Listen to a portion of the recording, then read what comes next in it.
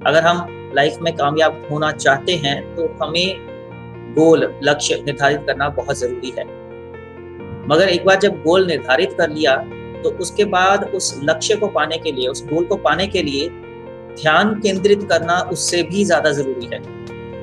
केवल लक्ष्य निर्धारण करने से लक्ष्य की प्राप्ति नहीं हो जाती, गोल अचीव नहीं हो जाते just by setting the goals. We have to work hard and we have to keep ourselves focused. पूरा का पूरा ध्यान उस गोल को अचीव करने के लिए, प्राप्त करने के लिए केंद्रित करना पड़ता है।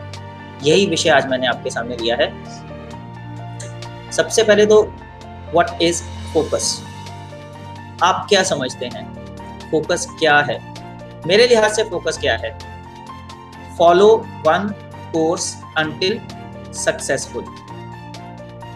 एक लक्ष्य चुन लें और उसकी प्राप्ति तक फॉलो करते चलें, लगातार प्रयास करते चलें जब तक आप सक्सेसफुल नहीं हो जाएं। यही है फोकस। ये चीज देख पा रहे हैं? किसी को कुछ जानी पहचानी लग रही है क्या? मगर बाकी सबने बहुत अच्छा लिखा है कि ये लेंस है। अब ये लेंस कर क्या रहा है?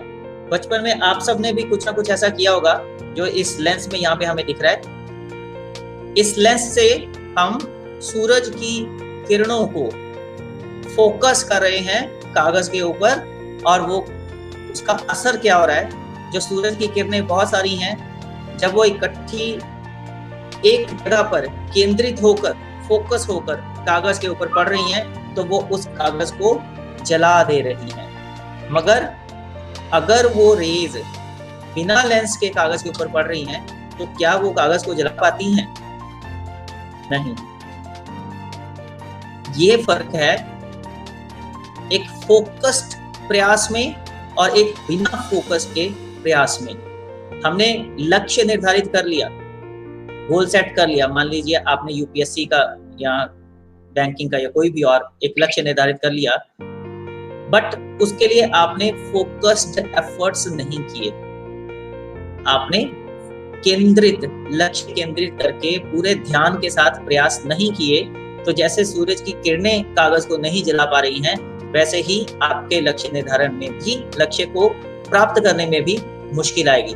मगर जैसे ही आपने सारे के सारे प्रयास एक लक्ष्य के ऊपर केंद्रित कर दिए, बाकी सब भूलकर आपने कोशिश करनी शुरू कर दी उस लक्ष्य की प्राप्ति के लिए, तो जैसे ये किरणें केंद्रित होके एक जगह पर फोकस पॉइंट पर पड़ने के बाद कागज को जला रही हैं, आप कागज रख दें, कोई सूखी पत्ता रख दें, इवन कपड़ा भी रख दें, वो भी जल जाएगा।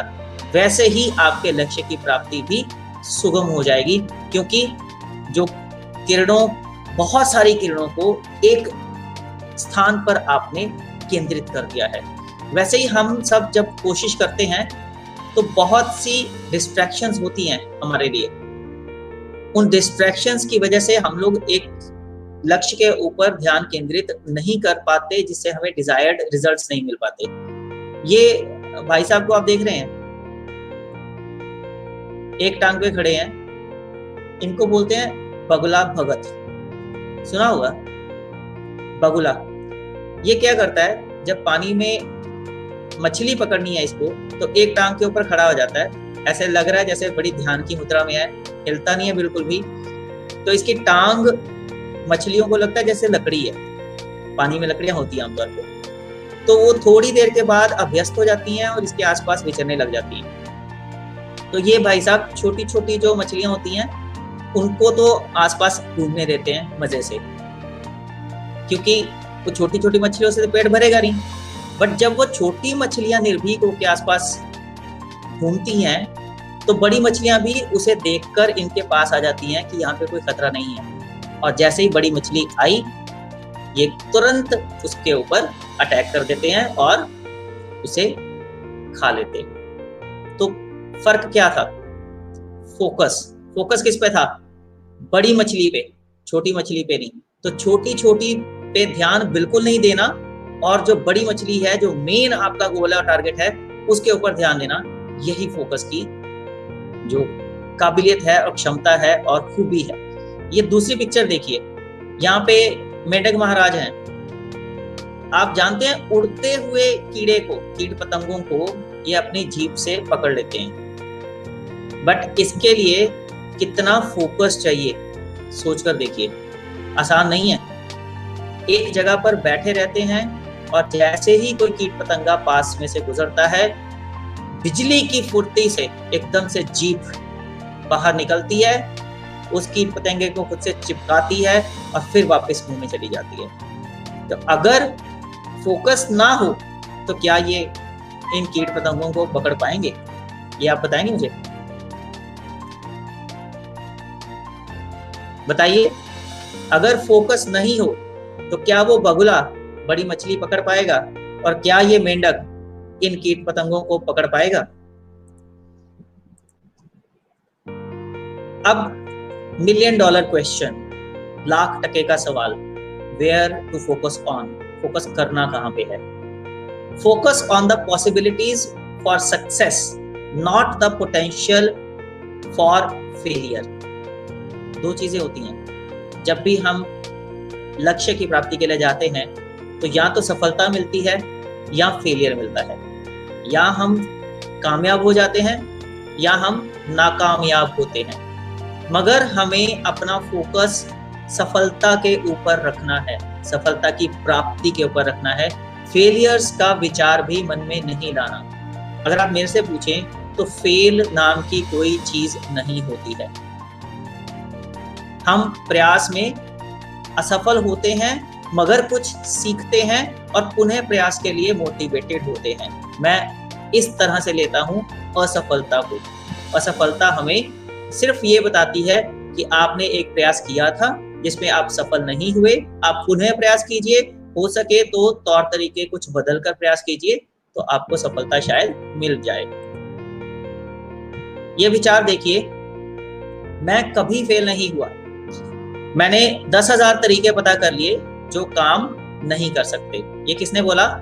थॉमस अल्वा एडिसन, बहुत ही मशहूर वैज्ञानिक हैं जिन्होंने बल्ब का आविष्कार किया था, मगर वो पहली बार में नहीं हो गया था।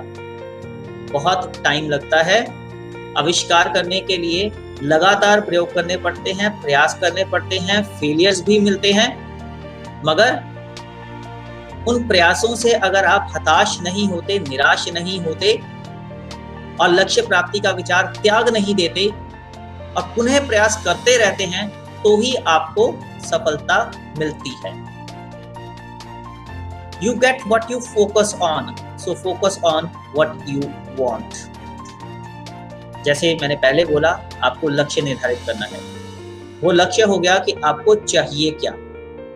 अब जो आपको चाहिए उस पे आपको फोकस करना है, और जब आप उस पर फोकस करेंगे तो आप उसे प्राप्त भी कर लेंगे। दोबारा से देखिए, you get what you focus on. आप जिस चीज पर फोकस करेंगे वो आपको जरूर मिलेगी, मगर फोकस किस पर करना है? So focus on what you want, what you want very dearly, आपको उस पर फोकस करना है। ऑलराइट, तो अब आपके ऊपर है कि आपने अपना गोल क्या निर्धारित किया है। जो भी गोल निर्धारित किया है, जब तक आप उस गोल पर फोकस नहीं करेंगे, ध्यान केंद्रित नहीं करेंगे, तब तक उसकी प्राप्ति मुश्किल होगी।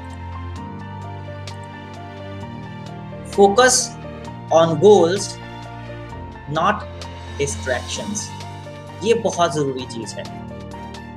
हम सब कहते हैं कि हमने एक लक्ष्य निर्धारित कर दिया, हम लोग फोकस भी बहुत करते हैं, ध्यान बहुत केंद्रित करते हैं, मगर उस लक्ष्य को, टारगेट को, गोल को हम किसी तरह से अचीव नहीं कर पाते।